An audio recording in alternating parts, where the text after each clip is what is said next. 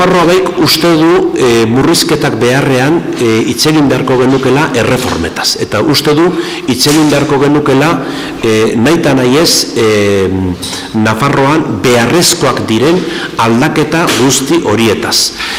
Presupuestoetaz hitz egiten dugunean ezin dugu ahaztu lehendabiziko eztabaida izan behar duela diru sarrerei edo politika fiskalei dagokiena.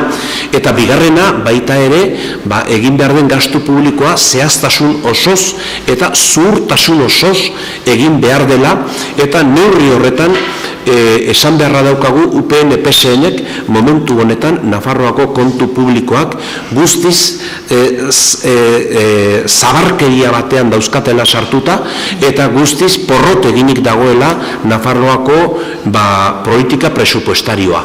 Presupuestoa dagoeneko ez da hildo bat, ez da ibilbide horri bat, baizik eta bihurtu da paper bustia. Paper bustia besterik ez da Nafarroako presupuestoa, eta honetan lehendabiziko salaketa egin behar zaie hain zuzen ere UPN eta PSN-eri beraiek izan direlako presupuesto hau egin dutenak, eta beraiek presupuesto hau egin zutenean alde batetik erantzunkizunik gabe jokatu dute, baina beste alde batetik gainera zalantzarik gabe ez dute jakin izan du kudeatzen behar bezala beraiek egindako presupuesto hau.